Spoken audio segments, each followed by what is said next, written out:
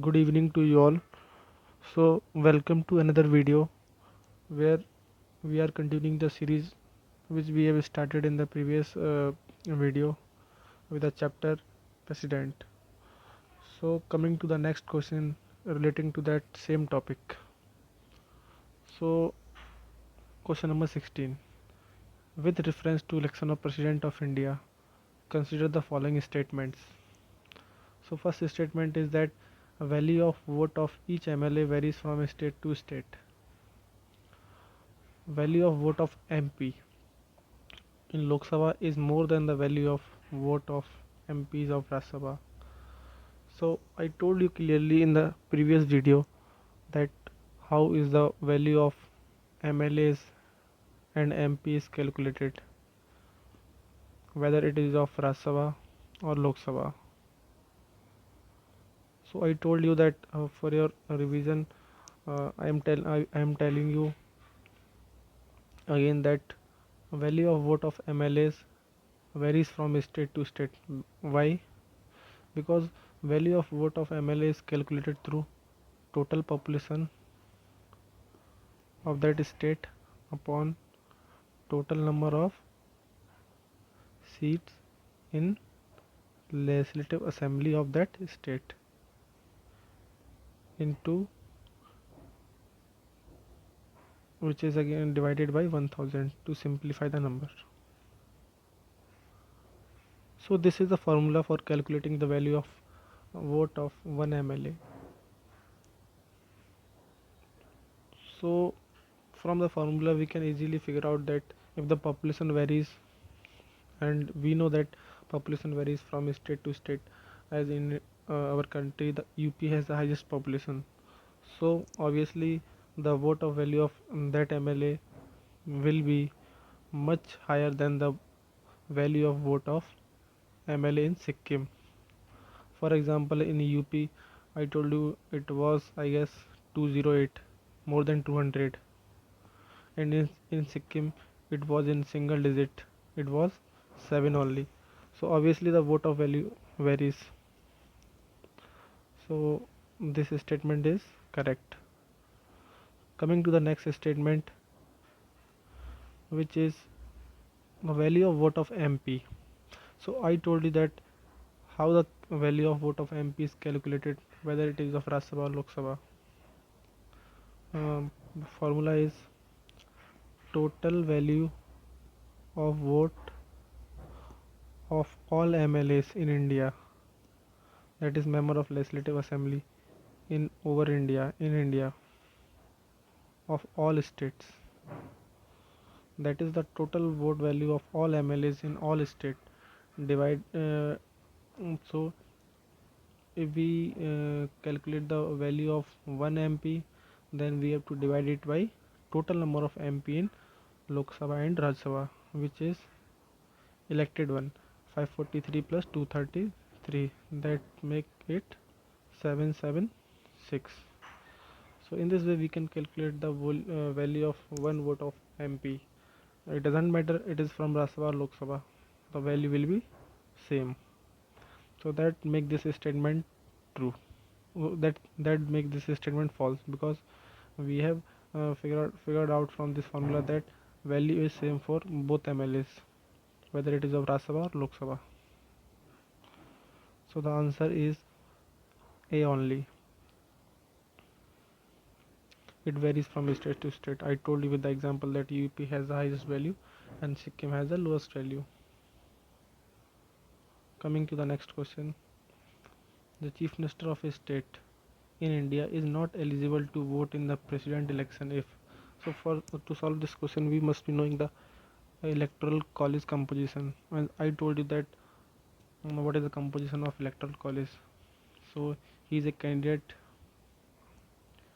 he is yet to prove his majority on the floor of the lower house of state legislature. He is a member of upper house of state legislature. So this statement seems to be incorrect, because upper house is not at all involved in the election of president. Upper house, that is legislative council, and this legislative council is present in 6 states, and I told you the name of these states: Andhra Pradesh, Telangana, Maharashtra, Karnataka, and UP and Bihar. So these states have upper houses, that is the legislative councils. So these people are not involved at all in the chief minister in the election of president.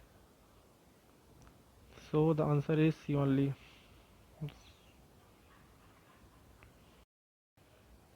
So coming to the next question.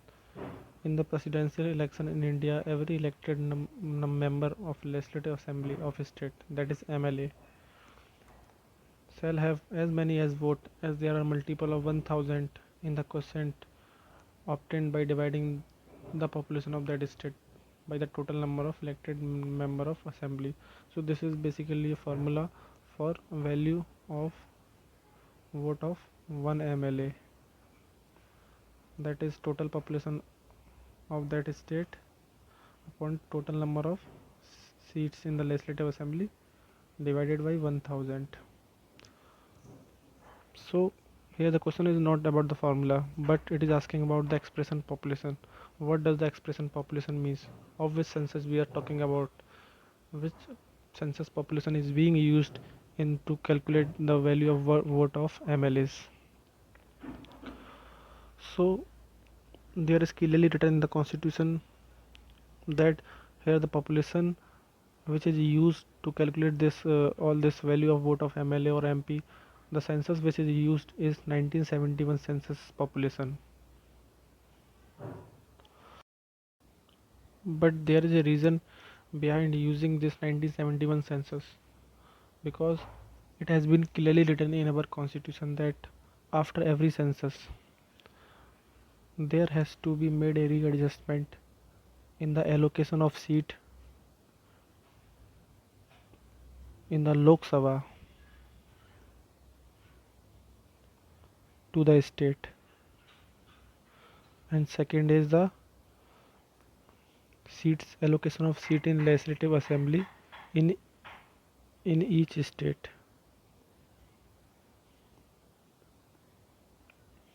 And for this a delimitation commission is made after every census in our country by the parliament, and accordingly the seats have to be adjusted.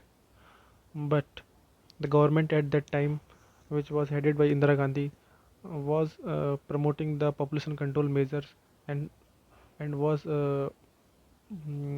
promoting the family planning measure to control the population. So they made an amendment which was 42nd amendment in year 1976, which is also called a mini constitution.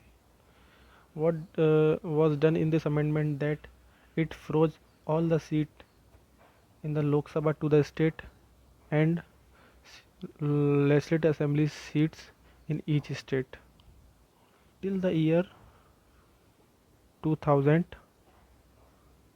at 1971 census level. So this seat in both at Lok Sabha and the legislative assembly in each state were freezed up to 2000, that is it is a year up to 2000 at 1971 census level. So one of the prime reason to freeze the readjustment in the Lok Sabha and the assembly seat in various states was to control the population, because if the readjustment has to be made after every census, then the state that have controlled population growth would have lost out on the number of seats in Lok Sabha and the assembly. And while the state that did not control their population, especially in the north, they would have gained in the presidential election, because we know the formula: if the population increases, the value of vote of MLA or MP also increases. So that was the main concept behind freezing the population up to 2000 at 1971 census level. But this has been amended. This year has been extended up to 2026 at 1971 census level. The census is same, but this year has been extended up to 2026. So the next census will be in two, 2031. So after only the census of 2031 has is completed, the consideration to make changes in this 1971 census level uh, will take place. Coming to the next question, which of the following is not essential qualification for the candidature of president? Completion of 35 year, that is there. Educated, it is not mentioned in the constitution. Qualified for election as a member of House of People, that is Lok Sabha, that is true. Citizen of India, that is true. The answer here comes to B. So these are the basic qualification for the to contest the election for the president. He must be a citizen of India. He has completed the age of 35 year and is qualified to become a member of House of People, that is Lok Sabha. In the vice president, it was House of State, that was Rajya Sabha. Coming to the next question, consider the following statement about the president. He should be citizen of India by birth. He should have completed, that is correct. He should be qualified as a member of parliament, not as a member of parliament, because parliament include both Rajya Sabha and Lok Sabha, and he should be member of he should be qualified for election as a member of Lok Sabha, not Rajya Sabha, because parliament include both. That is incorrect. Third statement is incorrect. He should be citizen of India by birth. In the constitution, it has been clearly written that he may be a citizen not by birth only. It may be a naturalized citizen also. Naturalized in the sense, if a foreigner lives in India for a certain period of time, then it can register itself as an Indian citizen. Then that person can also contest election for the post of president. So this statement is incorrect. So here the answer comes to B only. So you must remember this statement, both by birth and naturalized. Naturalized is a type of uh, process where a citizen Indian citizenship is given to foreigners. So while this provision has been very different in American Constitution, where a person by birth can only contest election for the post of president.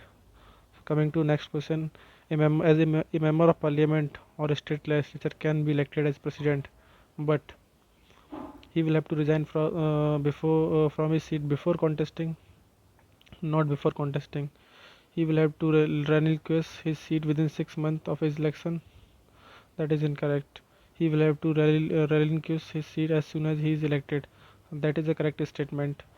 That as soon as he is elected to the post of president, he has to vacate his earlier office. So this statement is correct.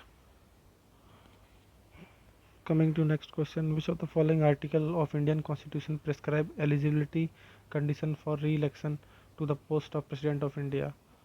So this is a very static question. You can remember the article. That article is 57. And in India, a president can be elected any number of time. While in American Constitution, a person can become president only twice, not more than that. Coming to next question, if there is any dispute regarding the presidential election, it can be referred to. So all the doubt and dispute connection with the president are inquired and decided by the Supreme Court. So that is the exclusive body which decide the dispute regarding the presidential election. So the answer is Supreme Court. Which of the following president appeared before Supreme Court when Supreme Court was hearing election dispute of president? So the answer is VP Giri. I also do not didn't know this that VP Giri was the president. So that is very static. You can remember it. The president holds office for a term of 5 years upon date on which he entered the office. So the answer is C. So his tenure is counted from the date when he entered the office. To whom does the President of India address his resignation? So that is the Vice President of India. To whom the President submits his resignation? That is Vice President of India. The President of India can be removed from his post by. So here the answer is Parliament, but here we will briefly discuss the process through which the President of India is removed from his post. Under which article of the Indian Constitution can the President be impeached? So article number 61. Which one of the following article of Indian Constitution deal with the impeachment process against the Indian President? So the answer is article 61. Under which of the following article the procedure for removal of President of India through the process of impeachment has been laid down? So that is article 61. The President of India can be removed from the office even before the expiry of the term.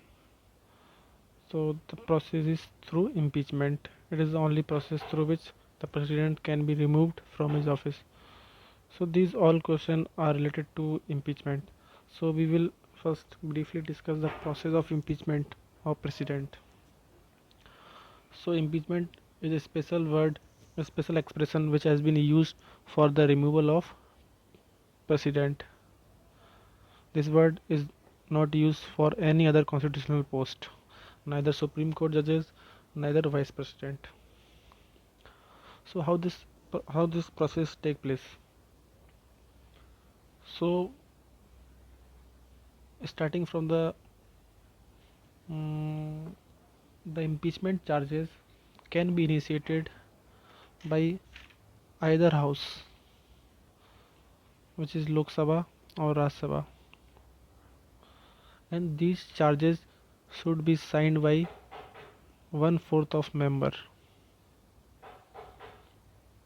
plus a 14 days notice has to be given to the president that his removal is under consideration. So a notice has to be given 14 days in advance. So this is the beginning process. After that the resolution is considered in the house which initiated the charges. Suppose it is Lok Sabha. Then this resolution has to be passed in Lok Sabha by 2/3 of total membership of house. Total membership of house means total membership is 543 in Lok Sabha. So we can in this way calculate 2/3 of this. So this is the basic majority which is required for the removal of the president in the first house. After this is passed, it is moved to next house, that is Rajya Sabha. Here also the same majority is required, 2/3 of total membership. In the Rajya Sabha we have 245 member. Here also we can calculate 2/3 of this. And after this resolution is passed by both houses, the president is removed from his office. And in this whole process of removal, the president is also given chance to speak, to represent himself before the investigating houses. Here you have to remember one thing that which is very important, that this impeachment is not done by the member who elected the president, because as we have already studied that what all comprise the electoral college which elected the president. But in the impeachment process, the nominated member in both houses, Rajya Sabha and Lok Sabha, take part, while in the election they didn't take part. Only the elected member take part in the uh, election of president. Secondly, The elected member of legislative assemblies of state and union territory of Delhi and Pondicherry also do not take part in the impeachment process, though they take part in the election process.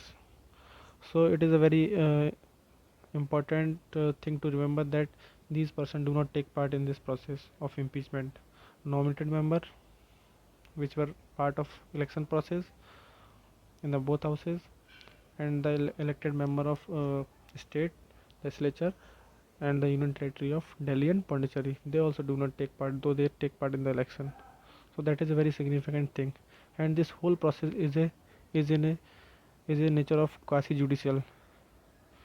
Quasi judicial means it does not involve the court. These all formal proceeding which are happened in which take place in the court, they they do not happen in a similar manner. It is a simple process where the rule of natural justice is followed. No lawyer, no these IPCs, Evidence Act are taken into consideration in this process. So this is a process which is you followed in the impeachment. And one interesting thing is that no president has been impeached in India so far. So that is a trivial fact. Coming to the next question. So as I told you the process of impeachment, now we can easily solve this question. By which house the impeachment may be imposed on the president? So the answer is any house. So I told you that impeachment charges can be initiated by either house, whether it is Lok Sabha or Rajya Sabha. So the following has the power to initiate the motion of impeachment? Both houses. It can be either Lok Sabha or Rajya Sabha. The president can be impeached on the ground of violating the constitution. So this word has been used in the constitution that president can be removed or impeached on the ground of violation of constitution. So this expression has been clearly mentioned in the constitution, but this has not been defined in the constitution that what is the violation of constitution means. So you have to remember that there is one ground on which the president can be impeached, that is a violation of constitution. So the president can be impeached on the ground violate the constitution by the two houses of parliament. At least how many days a prior notice is required for the impeachment? So I told you that 14 days notice has to be given to the president. Which one of the following is a part of electoral college of president but not process of impeachment? So for to solve this question, you have to you have to know that what all comprises in the electoral college for the election of president and for the removal of president. So I told you that which one of the following is a part of electoral? So Lok Sabha, Rajya Sabha, these all are the part of electoral process. But for the impeachment, which is a part but of electoral college but not in the involved in the process of impeachment. So the answer is legislative assemblies. So I told you that what all do not take part in the removal process, though they take part in the election process. The answer is state legislative assemblies. The procedure of impeachment of president is, so I told you that it is quasi judicial in nature. Quasi judicial means not court but similar to court. The vacant post of president is to be filled within. So one thing you have to understand that if there is a vacancy in the president office, then it has to be filled within 6 months. In the case of vacancy arising from any other cause other than expiry of the term, the president in office, an election to fill the vacancy must be held within 6 months. The answer is A. What is the deadline to fill the occurrence of vacancies? 6 months again. So for how long can the vice president act as president when the president cannot perform his duty for the reason of death, removal or otherwise? The president can act only up to 6 months. because within 6 months that vacancy has to be filled. And the president, vice president act as president for that period. In case the post of president of India fall vacant due to death, resignation, or removal, who will occupy the post? So that is the vice president. In the case of post of president of India fall vacant and there is no vice president also, who among the following would be the acting president? So this is a very conceptual question and in fact also the answer is Chief Justice of Supreme Court. And if the Chief Justice of Supreme Court is also not there, then the senior most judge of Supreme Court will act as a president. If the position of president and vice president are vacant, who officiate as the president of India? So I told you that it is Chief Justice of India. If in India the office of president and vice president fell vacant at one point of time, the office of president will be temporarily held by Chief Justice of Supreme Court. So one thing you have to understand that these all questions are related to vacancies, but in the case of absence due to any illness or any other reason, the vice president act as president not up to a period of 6 months only. He can act as a president until the president assumes charges. So it can remain president for period more than 6 months in the case of absence, not in the case of vacancies. So that is one difference. There is difference between vacancy and absence. Who is the executive head of state in India? The executive head of state is president. President is actually the head of the state. Head of the government is prime minister. And I told you the what is executive and what does it mean by the executive head. It means that all that executive decision at the central government level are taken in the name of president.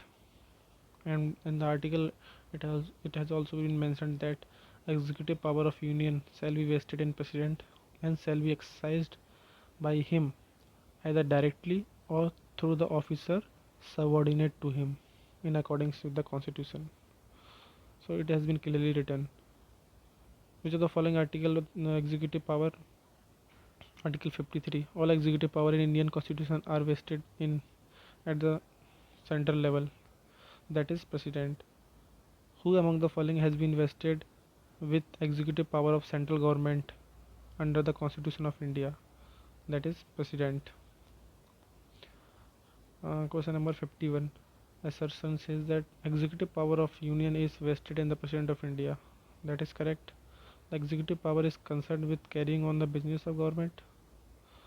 So this statement is though true, but there are executive power is not only concerned with carrying out the business of government of India. There are various other executive function of the president, like he can make the rule carrying the business of government, but there are various executive functions like all executive action of government of India are formally taken in his name.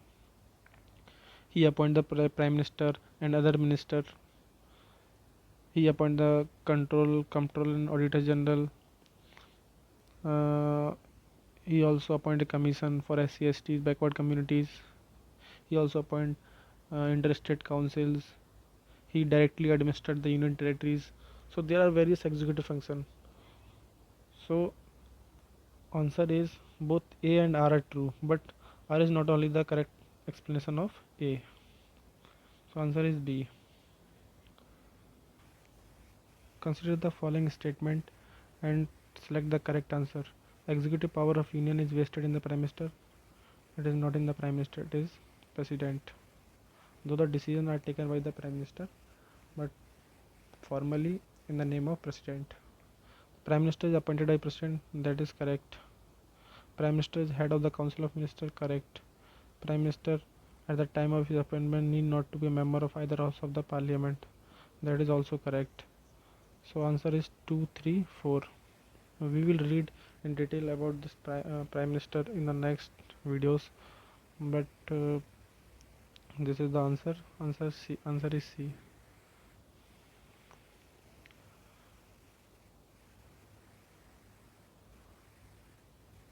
So yep. So these questions are regarding the president. President is a part of parliament. So you have to remember that president is part of executive also, and it is also part of legislature. Legislature in the sense that parliament is a mm, legislative body at the government of at the central level, and this consists of Lok Sabha and Rajya Sabha. And so how is the president part of legislature? Because all the bills which are passed by the parliament, they have to be signed by the president. Then only they become act. So in this way, the president is a part of legislature also. That is parliament.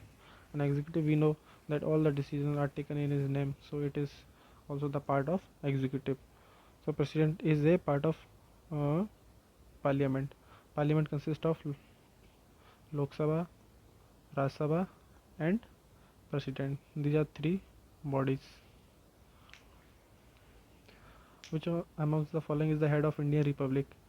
Head of Indian Republic is the President of India. If the question says that head of government, then it is Prime Minister. Head of Republic, head of state, then the answer becomes President.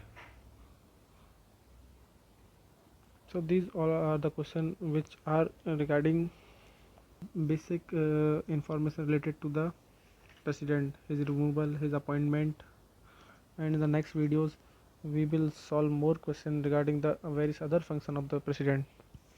Thank you and have a nice day. If you like our videos, please like, subscribe our channel. Thank you.